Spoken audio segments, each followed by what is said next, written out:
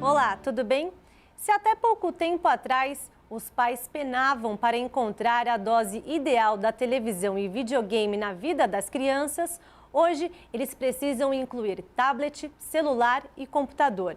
Definitivamente é impossível imaginar uma infância livre da influência dos equipamentos eletrônicos. Por isso, os limites recomendados de utilização dessas tecnologias não param de ser revistos. Para falar sobre este assunto, eu recebo no programa em discussão especial de hoje o oftalmologista Dr. Sérgio Chibucaua, o pediatra Dr. Gentil Jorge e o psicólogo e médico Dr. Roberto Debski. Sejam muito bem-vindos, viu? Obrigado. Bom, para a gente começar essa discussão, a gente está aqui com especialistas que são fundamentais para falar sobre esse assunto hoje, mas eu queria começar com o Sérgio e perguntar para você como é que a visão das crianças se desenvolve. Então, Roberta, o que acontece? Até os 7 anos de idade, a nossa visão anatomicamente não tá desenvolvida. Então, o que acontece com esses tablets, né? O que a gente tem verificado? A criança fica tão focada no computador, no tablet, no smartphone, que acaba mudando a anatomia do globo ocular. Isso faz com que o foco fique para perto. É o que chamamos de uma miopia induzida, tá? O que acaba piorando a visão de longe. Então, a tecnologia veio para ajudar, só que trouxe alguns entraves que a gente tem que tomar cuidado, né, com a nossa saúde, inclusive a saúde ocular. Para se ter uma ideia, há 20 anos atrás, o número de míopes era 20% da população mundial. Hoje é 30%. Em 2050, a Organização Mundial de Saúde fala que 1 em cada 2 pessoas vai ser míope, 50% da população vai usar óculos. Já em países desenvolvidos, o número de míopes é o dobro de países subdesenvolvidos. Isso quer dizer que o uso de tablets, smartphones, influencia sim nessa miopia induzida que estamos vendo frequentemente nas crianças. Perfeito. E só para a gente entender, então até os 7 anos a visão da criança ainda está em desenvolvimento. Está em desenvolvimento, tá. A retina está se formando, a estrutura do globo ocular está se formando. Existem basicamente 2 tipos de miopia, uma hereditária, que a mãe e o pai passa para os filhos, né? Por exemplo, se a mãe tem miopia, a criança tem 20% de chance de ter miopia. Se a mãe e o pai têm miopia, a chance aumenta para 40%. Mas o que eu tenho visto muito no meu consultório, a miopia induzida devido ao uso dos celulares. Uma distância de 33 centímetros ou menos, tem um trabalho que mostra que a miopia, ela induz ao longo dos anos, né? Então a gente tem que, se for usar o celular, aumentar um pouco essa distância, em vez de tablet, smartphone, usar o computador e em ambientes claros. Por quê? Porque eu sempre falo aquele 20-20-20. 20 minutos a gente usa o celular, o computador, 20 segundos a gente descansa e 20 pés de metros, seria 6 metros, a gente olha uma distância de longa distância para justamente não viciar e não só focar de perto e ocasionar essa miopia induzida. Perfeito. E só lembrando que assim, a tecnologia ela é muito boa, né? Ela veio assim para revolucionar várias coisas, então a gente não está querendo dizer que a tecnologia, né, é ruim, nada disso, mas a gente está querendo dizer uma prevenção sobre o uso em excesso desses equipamentos. Agora eu queria perguntar para o Roberto, né, se ele acha, se na sua visão, você acha que o tempo em que essas crianças ficam na frente desses smartphones, enfim, deveriam ser mais orientados pelos pais esse tempo de uso? Sim, Roberta, os pais deveriam colocar o limite no tempo adequado para as crianças, para cada faixa etária. Inclusive, os pais deveriam dar o exemplo, porque os filhos modelam os pais, né? A gente vai aprender o comportamento, relacionamentos, olhando como os pais o fazem, a família o faz em geral. Então, os pais falarem assim, olha, não pode usar celular, não pode ficar toda hora. E as crianças veem os pais utilizando, porque isso não é um problema somente da infância, né, essas crianças não vão levar em conta o que eles estão falando, vão levar em conta o que eles estão mostrando e fazendo. Então, cabe aos pais dar o limite para o uso da tecnologia e para várias outras coisas também. Para o desenvolvimento adequado do comportamento, da personalidade das crianças, é preciso que os pais forneçam as ferramentas necessárias, essas estruturas de limite, de responsabilidade e tudo mais. E no uso da tecnologia, isso é fundamental. Os pais têm que dar o limite e cobrar, e permitir somente que fique o tempo que for o ideal para a saúde dessas crianças. Perfeito. Agora, tanto para o nosso pediatra aqui, para você também, Roberto, vocês acham que o uso desses aparelhos, eles favorecem o sedentarismo e a obesidade dessas crianças? Sem dúvida que sim, Roberto. Então, o que a gente tem visto é que as crianças e sobretudo os adolescentes, né, passam grande parte do tempo hoje focados em atividades online, sejam jogos ou sejam outros tipos de entretenimento online, e isso mudou a maneira como esses adolescentes se relacionam com a atividade física. Então, se a gente pegar, esse é um fenômeno bastante recente, a gente tem visto o surgimento da internet, na verdade, ele se deu a partir daí do final da década de 90, mas os tablets, os smartphones, as redes sociais vieram com força a partir do final da primeira década do século 21, né? No ano 2000, para a gente ter ideia, a gente está falando de uma tecnologia, o Facebook é de 2003, YouTube 2006, então a gente ainda está começando a perceber os primeiros reflexos do que isso vai gerar nessa geração que está tão submetida a isso.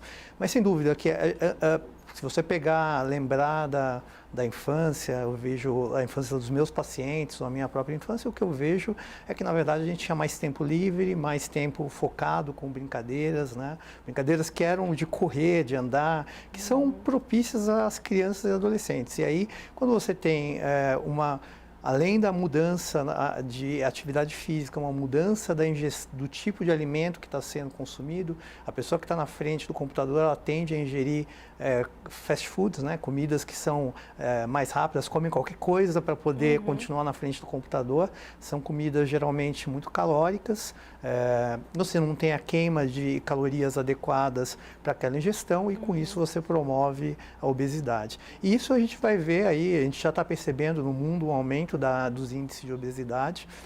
A obesidade hoje já é a segunda causa, isoladamente, a segunda maior causa de morte no mundo, né? A obesidade e a falta de atividade física, o sedentarismo, de mortes evitáveis. Então, eu acho que a gente está caminhando, sim, para uma geração de crianças que vão se tornar mais obesas e uma sociedade como um todo que vai se tornar mais obesa, e aí a gente vai ter aí uma série de repercussões ao longo das próximas décadas, né? Adultos que vão se tornar sedentários e obesos por conta desse tipo de prática. Você concorda, Roberto? Sim, totalmente. O que a gente vê é que provavelmente as estimativas são que você vai ter as gerações atuais das crianças, adolescentes que vão crescer, talvez vivam menos do que os seus pais viveram, por conta desses problemas principais, a obesidade, o sedentarismo, a mudança do estilo de vida, a mudança para pior.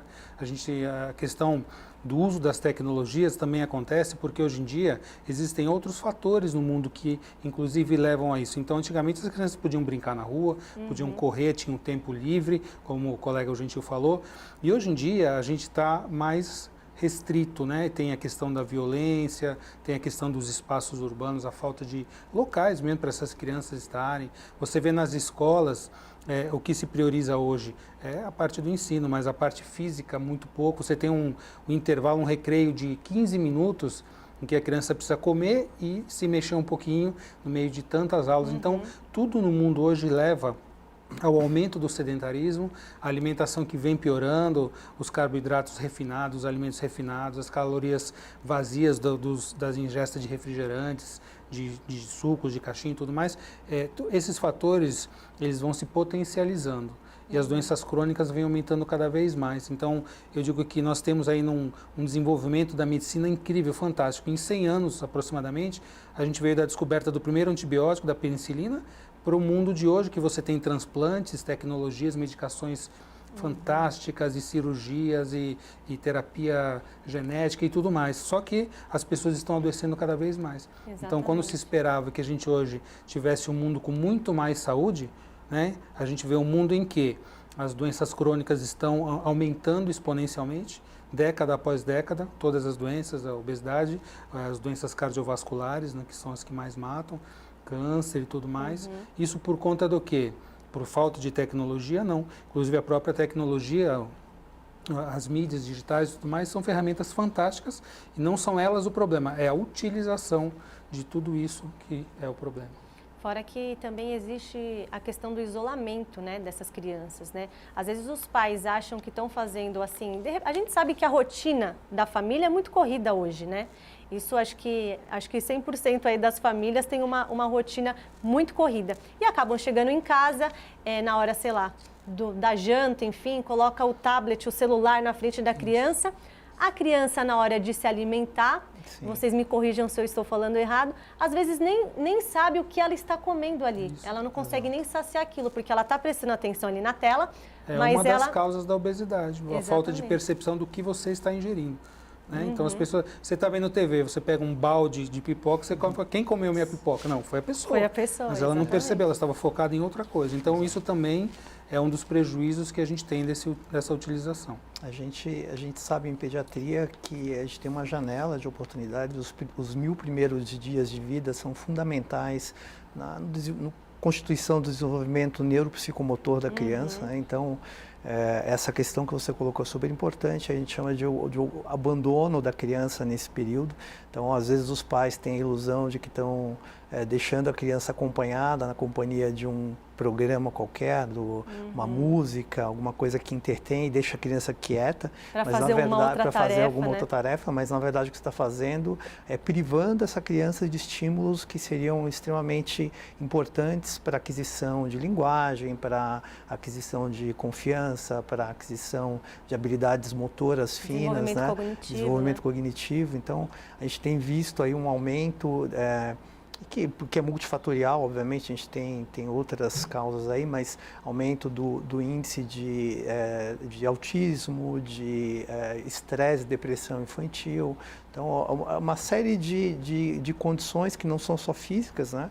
Envolvem também aí, entes psíquicos, que estão muito atrelados à questão do isolamento que você colocou. Esse isolamento que às vezes a gente não percebe, um isolamento, ele é perverso porque a família está reunida, mas ao mesmo tempo cada um está imerso no seu próprio mundo e com isso você tem as suas tarefas, exatamente, né? E a criança ela tá, apesar de acompanhada, ela está ali num ambiente isolado, né?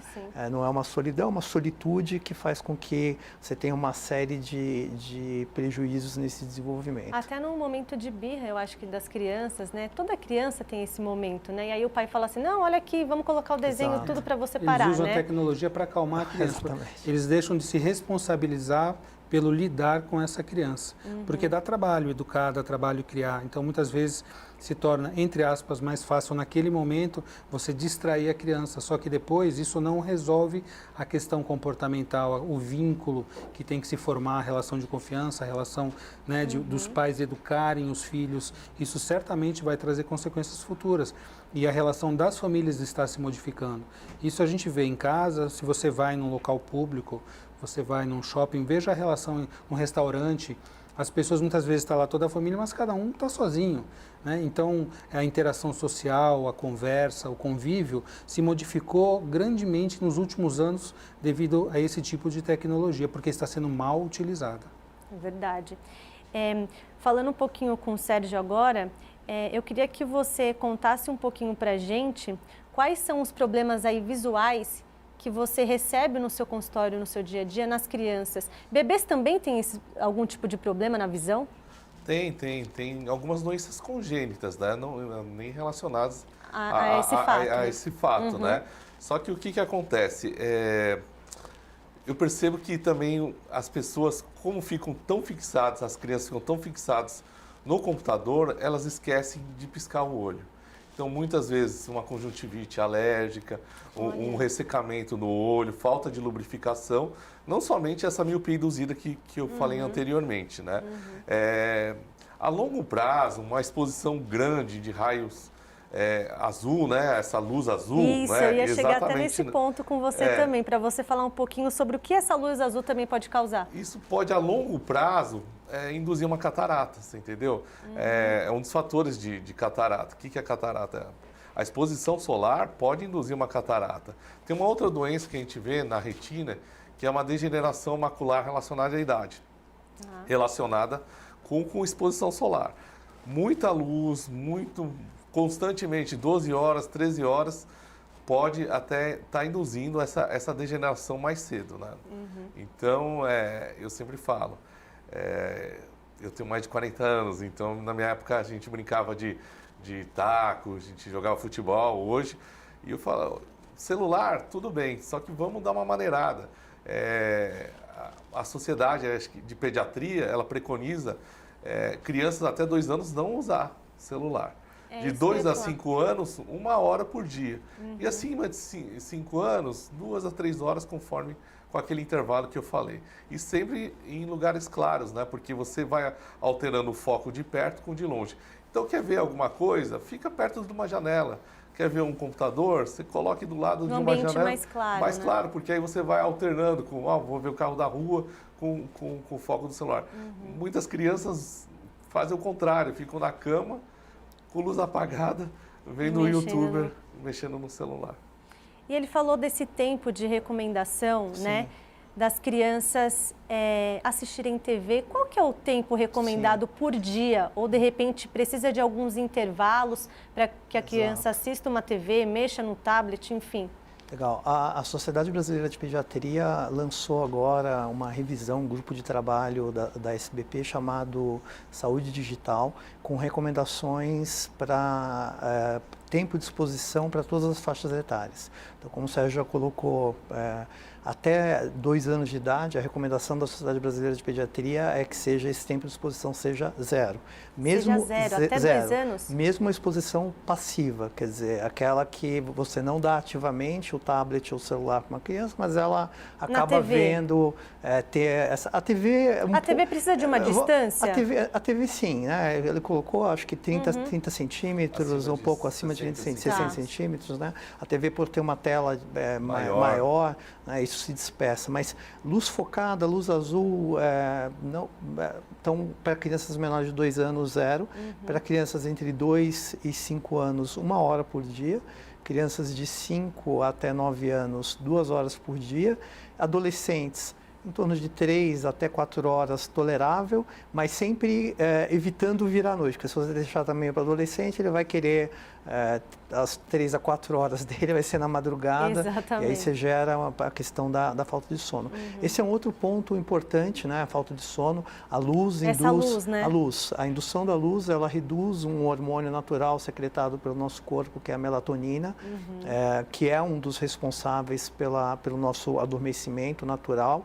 Então, toda vez que você é estimulado de uma forma muito intensa, você reduz esses níveis e, com isso, você tem um sono prejudicado. Então, a ideia realmente é fazer até uma higiene do sono, em torno de 3, 4 horas antes da hora de dormir, já não é mais hora de ficar no celular ou no tablet. Sabe que isso é quase uma utopia, né? É difícil, é inevitável, né? Mas essa é uma recomendação. Né? As melhores evidências, como eu falei, isso ainda é muito recente. A gente está começando até agora as primeiras meta-análises, né? As primeiras pesquisas que são feitas com grandes quantidades de população submetidas, e a gente vai ter esse resultado um pouquinho mais lá na frente. Mas, de maneira preliminar, essas são as recomendações hoje da Sociedade Brasileira de Pediatria e das principais academias de pediatria no mundo inteiro. Eu acho que o exemplo maior são os pais ou os responsáveis por essas crianças. Porque se você dá o exemplo, talvez eles consigam seguir. Por mais que a gente saiba que a gente está na era, eu digo que a era do dedinho, né? Sim. Em que as crianças ensinam os avós a mexerem no celular, no tablet, enfim. Eu queria perguntar para você, Roberto, se a rotina na vida de uma criança, ela é importante. Muito importante. A criança deveria, os adultos também, mas isso começa, o hábito começa desde cedo. Quanto mais cedo você conseguir ensinar isso para uma criança, melhor. Ela tem que ter horário para tudo. Horário para dormir, horário para acordar. Claro que não precisa ser algo muito rígido, deve ter flexibilidade, tem momentos da vida, épocas, férias, enfim, tem vários fatores que vão interferir com isso. Mas precisa ter uma rotina. Então a criança todo dia tem que ter um horário para se alimentar. Não, fica lá, a hora que tiver fome vai comer, precisa ter horário para dormir, né? Então dormir mais cedo, não dormir muito tarde, um horário de acordar, ter uma rotina, ter atividade física também. Isso tudo vai criando na criança os hábitos saudáveis. Né? Isso o modelo disso deve vir dos pais, principalmente, né? E essa rotina também deve ser colocada pelos pais, então eles devem ter informação. Como falou a Sociedade Brasileira de Pediatria, enfim, todas as sociedades importantes médicas e psicológicas também, elas colocam o que é saudável, o que deveria ser saudável. Então, os pais precisam ter essa informação, porque muitas vezes você vê os pais não sabendo, desconhecendo o que é um alimento realmente saudável, o que não é. Não, isso não vai interferir tanto, acho que isso não vai trazer problema. Então, baseado em opiniões pessoais, em informações aí pela internet, o Dr. Google e tudo mais. Então, é importante que haja uma informação de qualidade para que os pais e as famílias possam ser esse modelo de orientação, para que as crianças cresçam com um ambiente mais saudável, numa família mais saudável e com comportamentos e um estilo de vida também saudável. Isso é fundamental. Eu tenho até um exemplo que eu vou trazer para vocês de uma amiga minha. Ela até me contou, eu conversando com ela sobre esse programa, e ela me contou que o filho dela, ela coloca essa rotina e ela coloca o tempo em que ele vai assistir a TV, o tempo em que ele vai mexer no tablet, porque ela falou, é inevitável, né? Hoje a gente tá, como é que eu vou proibir o meu filho de mexer? Mas ela também coloca o tempo em que ele vai brincar com os brinquedos. Sim, qual que é a importância disso? Da relação do brinquedo? Motor, a motricidade fina, brincar, inclusive interagir com outras pessoas, com os pais, com adultos, com crianças. Então é importante você trabalhar todas as funções da criança. Quando você está ali no tablet, no máximo que você está movendo é o dedo e a visão, a né? tela, e os né? outros sentidos, e a motricidade, o movimento, não é? O equilíbrio, a força, a interação social criança, com né? o outro, isso tudo é importante. A leitura também, leitura de livros, não é? De começar com revistinhas ou com livrinhos de figuras. A criança hoje em dia está perdendo o hábito de ler. Você praticamente tem que obrigar uma criança hoje em dia a ler, porque o estímulo dos tablets, dos celulares é muito diferente. São imagens rápidas, são sons, músicas, e é difícil a competição desse tipo de estímulo com uma leitura, que é algo que você tem que ter atividade. Aquilo, o estímulo dos tablets é praticamente um estímulo passivo, e para ler você tem que ter uma atitude mais ativa. Então, a falta o excesso do estímulo dos tablets, dos celulares e tudo mais, faz com que a criança perca a motivação e o prazer de interagir com os livros físicos e tudo mais. Isso certamente também vai ter implicações futuras. Quando você vê a qualidade hoje dos alunos do ensino médio, dos vestibulandos, em termos de redação, é assim uma coisa assustadora, triste, né? Né? A gente fica impressionado, né? De olhar como é que serão esses futuros profissionais sem uma leitura, sem. Então a gente fica imaginando como o cérebro, existe a neuroplasticidade que vai se adaptar a esse tipo, a gente se adapta facilmente, principalmente as crianças. A gente não sabe ainda aonde isso vai dar. Esse estímulo tão grande, né, nesse tipo de estímulo dos celulares, tablets, computadores e tudo mais, o que isso vai causar com o cérebro e com as redes neurais e com o comportamento dessas crianças e jovens e que serão os adultos do futuro. Com certeza. E falando também um pouco dessas, não sei se a gente pode chamar de doenças, né, na visão, não sei se é esse o termo correto, mas como que agir no caso desses problemas de visão, como miopia, enfim, nessas crianças? Porque a gente já sabe que tratar uma criança com alguma deficiência na visão já é mais difícil, né? Então, está tendo inclusive mutirões nas escolas, né, municipais, né, para detecção, né, desse tipo, de qualquer patologia, enfim, de visão, né? Eles fazem quando entram na primeira série, do primeiro ano, normalmente as professoras fazem essa revisão. É muito importante perceber, a mãe e o pai são as principais pessoas que sabem mais do que os professores até. A criança começa a vir muito perto da televisão, assistir muito próximo da televisão, você percebe que ela fecha, enruga a testa para ver a imagem de longe, pode ser uma miopia, né? Pode ser essa miopia induzida, Pode tá? ser um sinal já. Pode ser um sinal, tá? Eu recomendo sempre procurar um oftalmologista. 7 anos, algum problema, qualquer problema que seja de visão, sempre procurar um oftalmologista, tá? Porque ele é o profissional mais adequado para saber qual patologia ocular a gente vai detectar. E com que frequência os pais já podem começar a levar os pequenos para uma especialidade? Todo ano, né, antes do início das aulas, seria interessante a gente dar uma verificada como que anda a visão, a acuidade visual. Principalmente com o avanço dessa tecnologia, a gente vendo que o número de míopes está aumentando, essa miopia induzida está aumentando. Então, eu recomendo que todo ano, antes do início das aulas, dá um pulo no oftalmologista. Perfeito. Bom, a gente vai para um rápido intervalo, mas a gente volta já já, então não sai daí.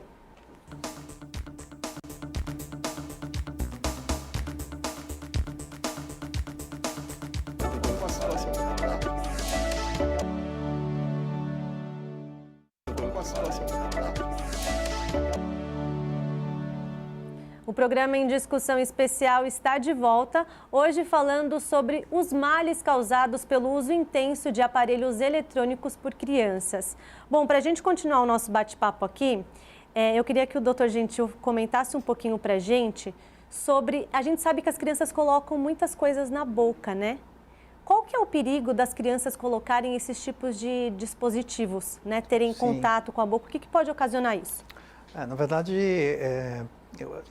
toda a criança tem uma fase do desenvolvimento que é a fase oral, onde tudo vai à boca realmente, né? Esse é uma fase até de experimentação do ambiente. É óbvio que, né, se celular ou tablet ele circulou em ambientes contaminados, caiu no chão e a criança acaba levando a boca, corre o risco de ter algum tipo de contaminação biológica por conta de sujidades que tivessem no ambiente. Do ponto de vista de deglutir essas peças, hoje os celulares eles são muito compactos, né?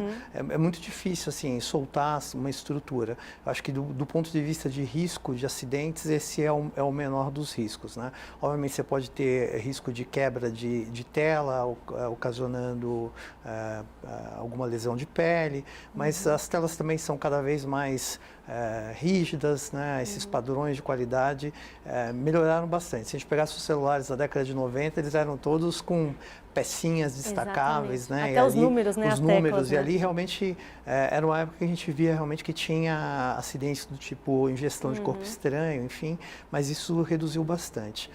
Eu acho que o maior risco hoje realmente é por conta é um cuidado que os pais têm que ter, limpar sempre. Existem produtos aí para higienização de telas, de tablet, de celular, deixar na medida do possível orientar que as crianças limpem, né? Fica resto de comida, fica resto de... Não sei se é verdade, mas dizem que esses aparelhos eletrônicos é mais sujo que a sola do nosso sapato. Não sei se é verdade. Eu acho que tem uma hierarquia, são três coisas sujas, né? São corrimãos de escada rolante, banheiros e os aparelhos mesmo, as telas, porque as pessoas têm o hábito de circularem na rua e depois estão com o dedo lá colocando em cima da tela e os micro-organismos acabam ficando ali. Então, realmente ter esse cuidado de fazer essa limpeza ou diária, ou pelo menos aí umas 2 vezes por semana, orientar que seja feita, evita o risco de contaminação. A questão da bateria, doutor? As baterias são internas hoje, né? São mais internas, São né? internas, elas são bem protegidas, né? Obviamente que em caso de ruptura, exposição, essas baterias de lítio são tóxicas, né? Elas precisam realmente ter um cuidado. Então, em caso de ingestão acidental por qualquer razão, é um quadro de urgência, a criança deve ser conduzida até uma unidade de urgência para serem tomadas as medidas de esvaziamento gástrico, proteção gástrica, clássica, enfim, e observação. Mas, via de regra, as baterias hoje são seladas, né, elas estão ali blindadas dentro do aparelho, é muito difícil ter acesso. Mas a gente sabe que criança, ela consegue, às vezes, inventar lá, dar um jeitinho, né? Então, realmente, ficar atento, esse é um quadro que precisa ser cuidado num serviço de urgência. E, Roberto, o vício por esses aparelhos eletrônicos, ele pode ser considerado um distúrbio? Sim. Hoje em dia a gente já tem isso. Inclusive, tem um termo chamado nomofobia, né? Que é o medo de você não ter acesso a essas mídias digitais, celular, ficar sem sinal. Isso os adultos... Monofobia. Nomofobia. Nomofobia. Então, isso já existe e as pessoas estão tão adictas, né, a esse tipo de comportamento que a possibilidade de você ficar sem o acesso às mídias, à internet e tudo mais, causa ansiedade, causa sintomas físicos, inclusive, né? Então, as pessoas, muitas vezes, toda hora, elas têm que ficar checando, será que tem mensagem, será que tem postagem, o que aconteceu? E isso acaba tomando horas do dia, né? Então, a produtividade, o tempo que você poderia estar usando para outras atividades, até mais educativas, né, mais sociais, fica comprometido, né? E as pessoas acabam ficando viciadas, né, nesse mundo virtual, que é um mundo virtual, né? Um mundo de aparências, muitas vezes, né, onde tudo é perfeito, onde tudo é bonito, as famílias são perfeitas, né, todo mundo tem as coisas que quer, e isso é feito por uma fuga da realidade, né? Então isso acaba gerando problemas psicológicos também.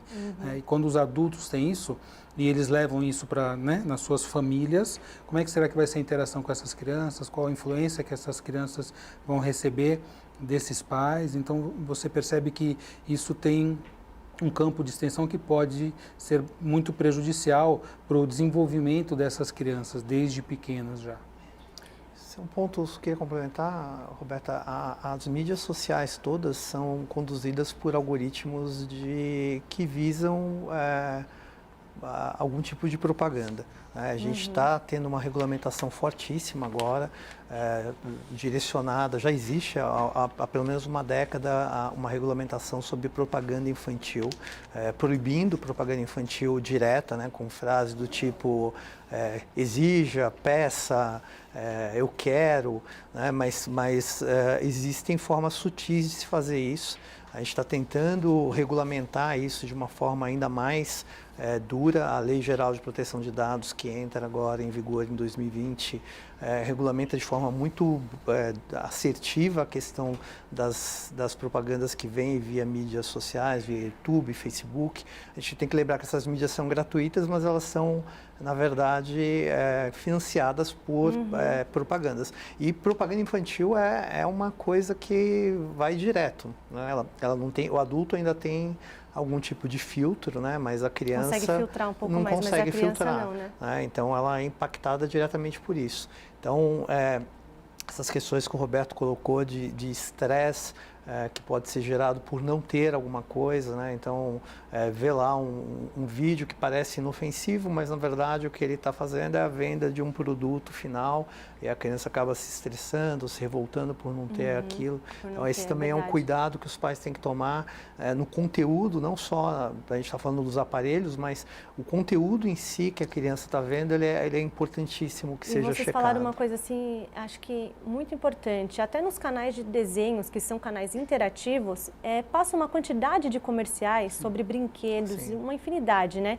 E a gente sabe que muitos daqueles brinquedos têm um preço um pouco elevado, né? Então, é bem essa linha que vocês estão falando, é bem complicado, né? E tem outro lado também, que é com quem essas crianças estão tendo contato ali. Exato. Não é que os pais muitas vezes acham que as crianças estão seguras porque estão em casa, estão dentro do seu quarto. Não, então não correm nenhum risco.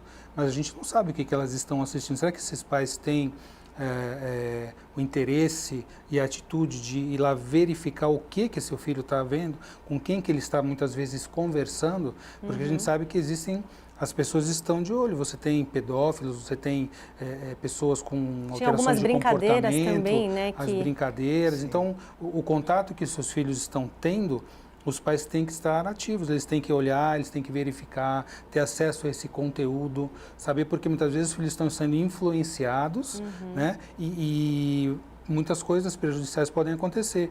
Ter contato com pessoas que vão abusar né, virtualmente seus filhos, tem o cyberbullying hoje também. Então, tudo isso é uma falsa sensação, uma ilusão que os filhos, por estarem dentro de casa, estão protegidos. Exatamente. Esse é um ponto importante. Eu até trouxe aqui alguns dados. Na Inglaterra, existe uma campanha chamada Duty of Care, né, que seria aí traduzindo o dever de cuidar. E aí lá, eles usam essa campanha para proteger as crianças contra o vício por jogos online e mídias sociais. Aí eu queria saber se vocês acreditam que campanhas como essa, né, ajudam a conscientizar os pais ou responsáveis sobre o uso do excesso desses equipamentos.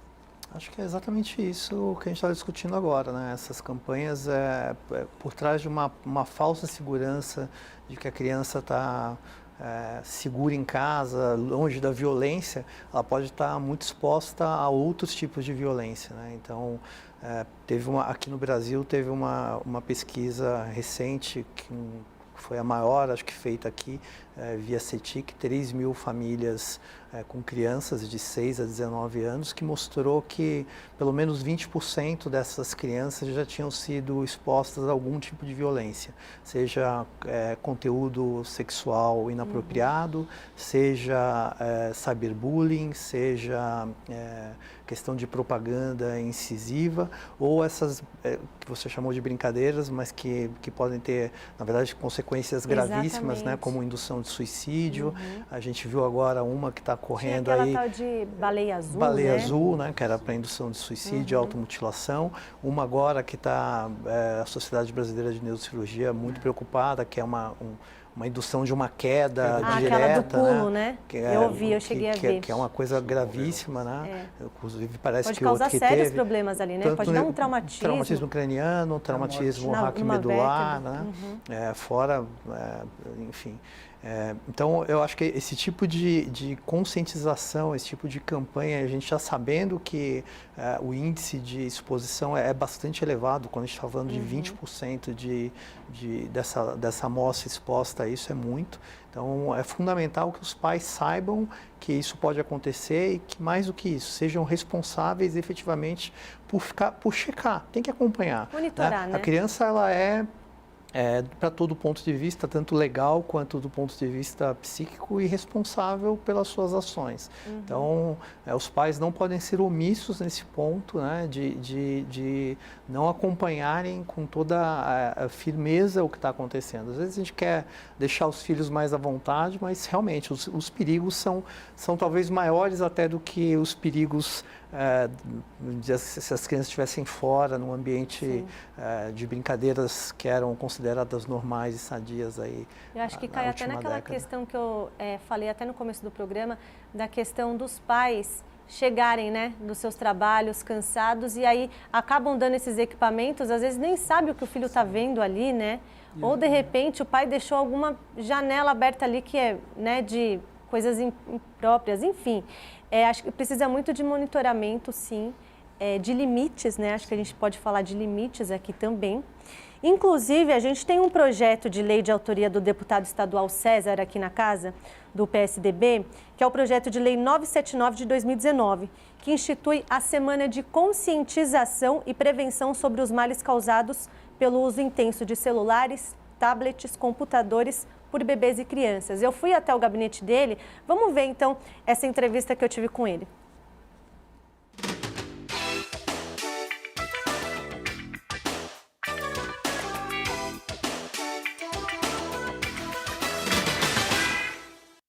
Eu sou uma pessoa que sou transplantado. Eu tenho transplante de 40 anos. O transplante ele dura 20 anos, mas o meu durou 40.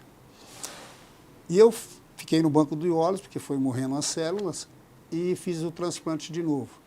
E conversando com o oftalmo sobre as crianças que usam tablet, celulares, né, e computadores, ele falou que nós vamos ter uma epidemia de crianças com miopia ou doenças graves no globo ocular. E foi aí que eu fiz esse projeto de prevenção dessa semana de novembro, para que pais, mães e tios tomassem conscientização do grave erro que eles estão cometendo.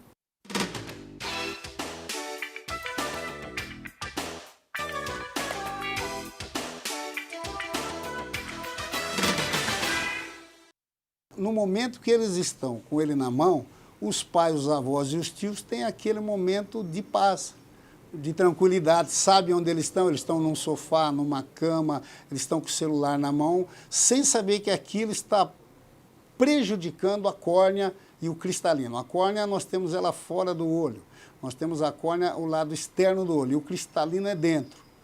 Com essa luz azul dos nossos celulares, prejudica e prejudica muito.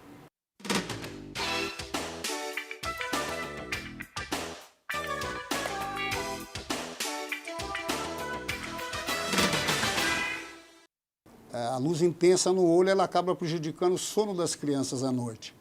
Então, a gente tem dado já, por exemplo, nos Estados Unidos, a pediatria dos Estados Unidos proíbe tablet, computador, celulares e televisão. As crianças não assistirem até os 2 anos muito perto. Às vezes você põe a criança para ver um desenho perto da televisão, muito perto. Isso prejudica também, nos Estados Unidos é proibido.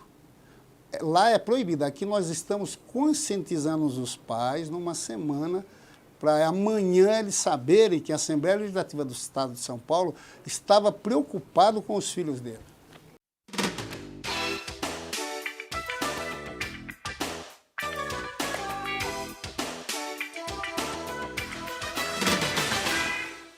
Nós estamos aí no projeto que é uma semana, a primeira semana de novembro.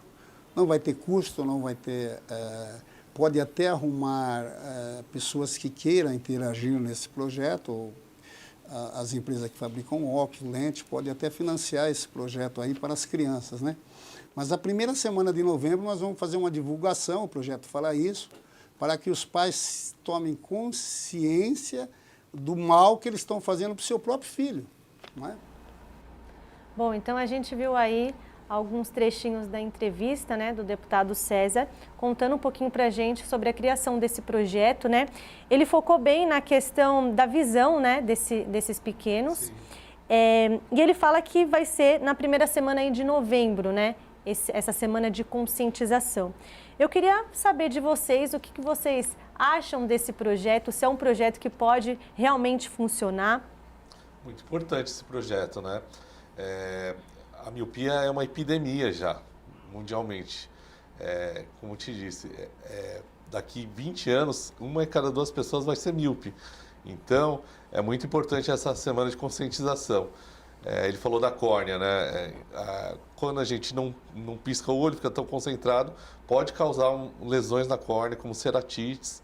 Em casos mais graves, precisa até uma úlcera. Então, é muito importante a conscientização. É muito importante esse projeto de lei e toda a sociedade deveria apoiá-lo. Todas as campanhas de conscientização, de educação, como eu falei no começo do programa, são fundamentais. Muitas vezes a gente não tem as informações adequadas, não é? Então as campanhas você tem todos os meses, né, de conscientização, Setembro Amarelo, do suicídio, tem Outubro Rosa, Novembro Azul, Janeiro Branco, da saúde mental. Então são campanhas que, claro que a gente deve se preocupar com isso o ano inteiro, não tem um mês específico de se preocupar, mas quando você tem uma informação focada, você leva a informação para essas pessoas, faz movimentos, faz campanhas, isso reforça a ideia, reforça a educação. E as pessoas com esse aprendizado, elas podem agir de uma maneira mais saudável e levar essas informações a se tornarem práticas e hábitos dentro das famílias, dentro das escolas e na sociedade em geral. Com certeza. Acho que essa campanha está em total alinhamento com as diretrizes da Sociedade Brasileira de Pediatria. Vejo com excelentes olhos, como o Roberto colocou, o objetivo da campanha, na verdade, não é que se esgote naquele mês, mas que ela gere um primeiro alerta e que isso seja continuamente disseminado ao longo do ano. É uma doença nova, né? Se é que dá para chamar de uma doença, talvez uma síndrome nova, essa questão, né? A síndrome é sempre quando você tem um conjunto de sinais e sintomas que podem variar em intensidade. Então, eu acho que alertar não só os pais, mas como a classe médica também, os psicólogos, terapeutas ocupacionais, enfim, todos que lidam no cuidado com a criança sobre os possíveis malefícios, né? Acho que isso é sem dúvida nenhuma, a sociedade ganha com isso. Vocês acham também que essa conscientização ela também deve chegar nas escolas, né? Porque assim, mesmo orientando os pais, eu acho que a gente consegue orientar as crianças também, não é verdade? Muitas vezes são as crianças que levam para casa as Exato. informações de qualidade, né? Quando você tem a escola, inclusive a escola deveria trabalhar junto com a família, né? Porque são os dois pilares, né? A criança vai estar um grande período do dia na escola, às vezes mais tempo até do que está em casa, né? Porque em casa tem o período do sono, que você está dormindo, não está interagindo.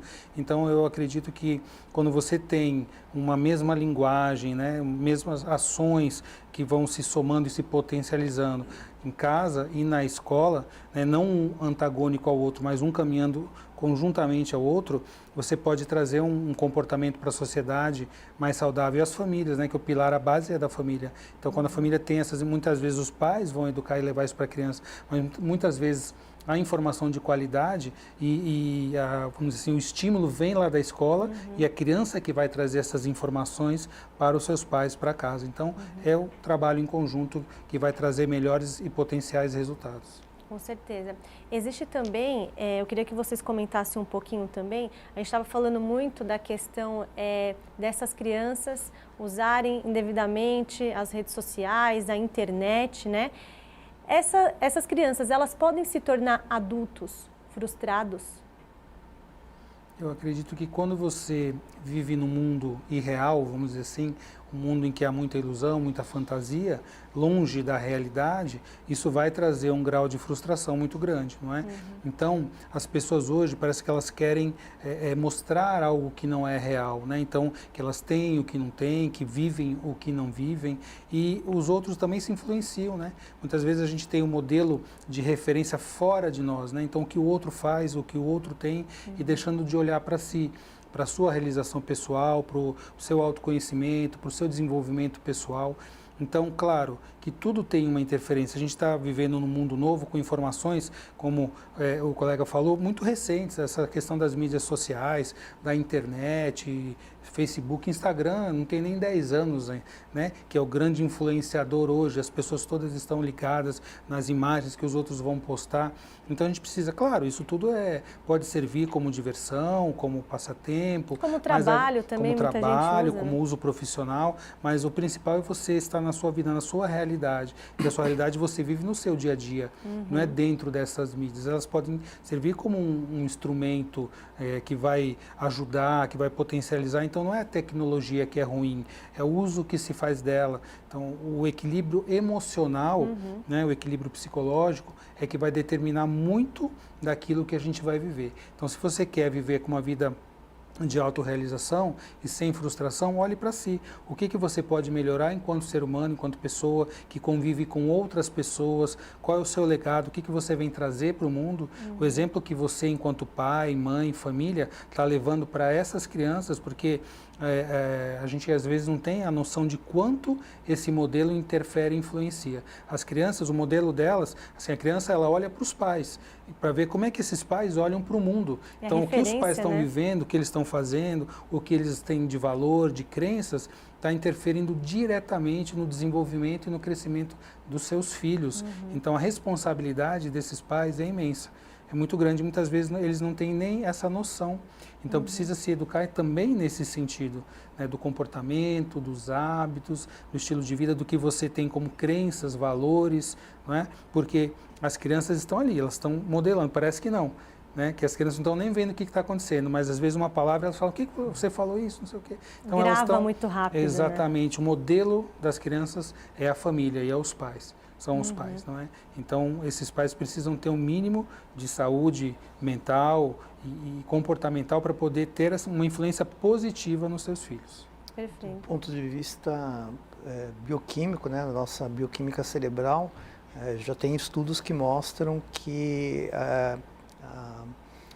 as redes sociais, os likes do Instagram, por exemplo, aumentam os níveis de dopamina e serotonina, que são neurotransmissores que são responsáveis pelo bem-estar. Então, a ausência de likes diminui os níveis de serotonina, enfim, de dopamina e outros neurotransmissores.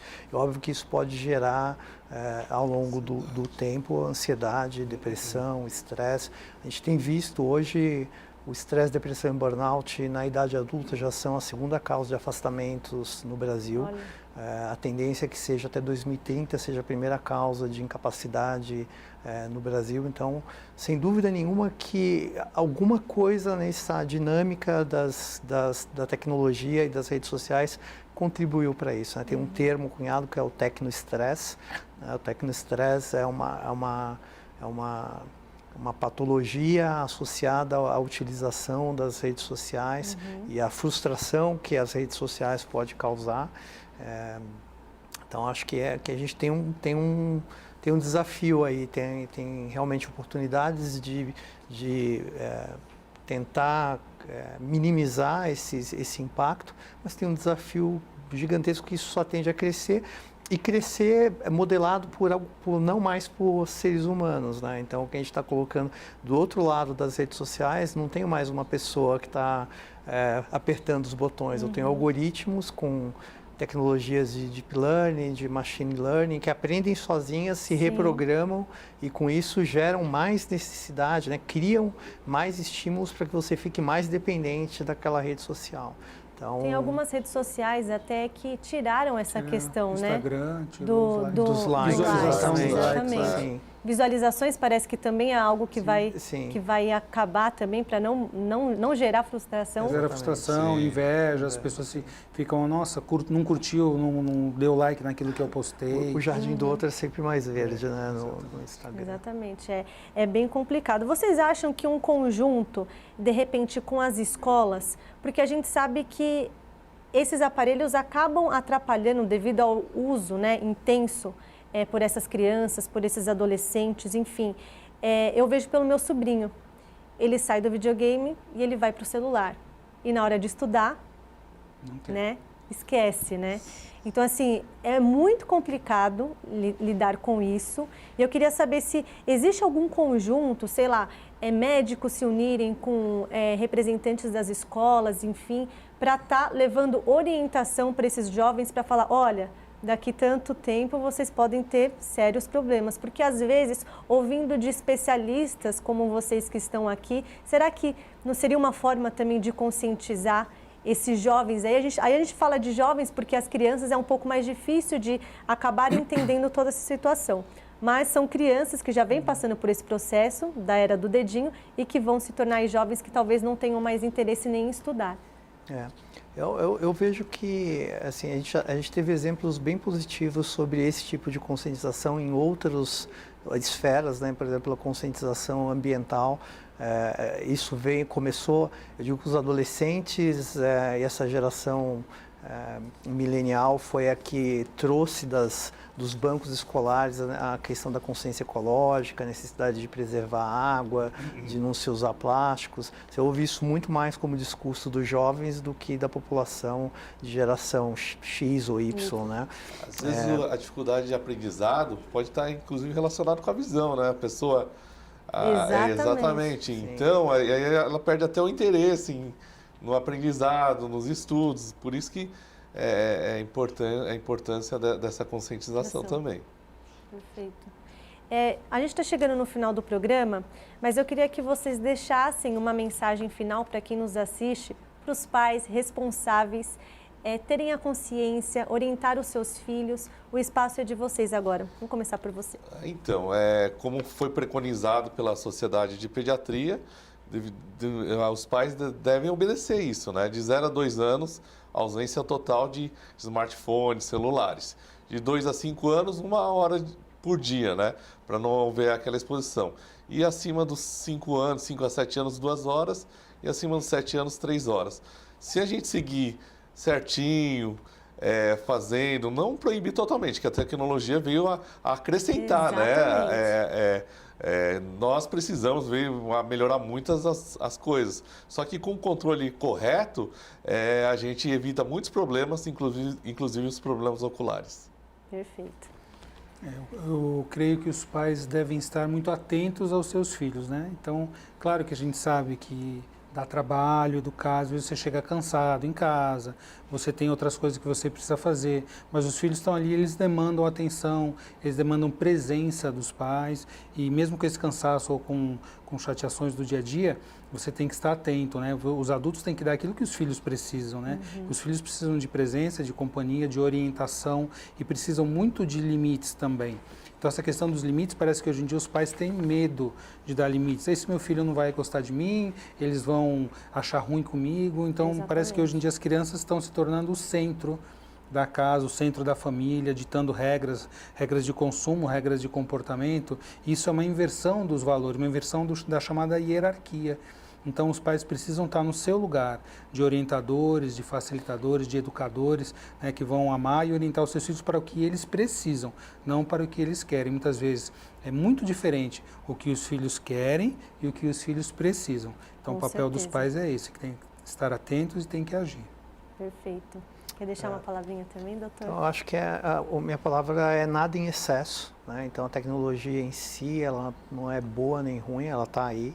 Ela veio modificar a nossa sociedade e a gente tem que aprender como usá-la de forma mais consciente, reduzindo os danos. Então, eu acho que porque os pontos que a Sociedade Brasileira de Pediatria coloca são pontos aspiracionais, né? A gente deveria tentar segui-los. A gente sabe que é difícil porque tem inúmeros outros fatores que estão atrelados nas relações, nas dinâmicas familiares, mas a gente tem que ficar atento. Eu acho que a tecnologia veio também, tem coisas boas, a gente não pode só ter uma visão maquinista, não estamos falando mal da demonizando tecnologia, de jeito nenhum. Ela permitiu acesso a conhecimento, permitiu globalização de conhecimento, permitiu que as crianças mesmo tenham realmente contato com sociedades que elas não teriam contato de outra forma, né? Então, democratizou de alguma forma aí o acesso à informação e a gente precisa entender nos próximos anos como é que a gente equaliza os dois lados da balança, tira os malefícios e potencializa o que teve de benefício. Perfeito. Bom, gostaria muito de agradecer a presença de vocês por esclarecerem aqui sobre o uso desses aparelhos, né, indevidamente. Lembrando que a gente não está falando de jeito nenhum do mal da tecnologia, assim, para a nossa vida em geral, mas que tenha cuidado aí com o excesso desses dispositivos. Então, muito obrigada mais uma vez, viu? Obrigado. Agradeço. Obrigado. O programa em discussão especial de hoje fica por aqui e se você quiser rever esse programa, é só acessar as nossas redes sociais. Um forte abraço para você e até o próximo encontro.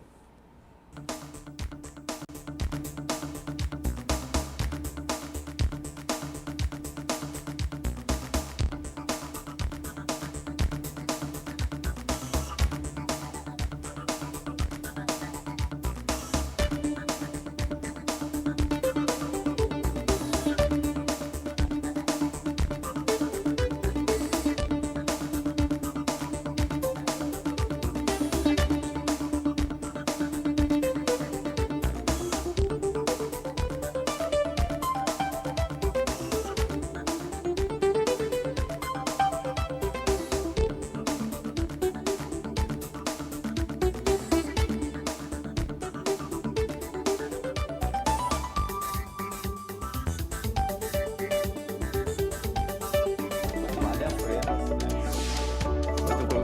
né?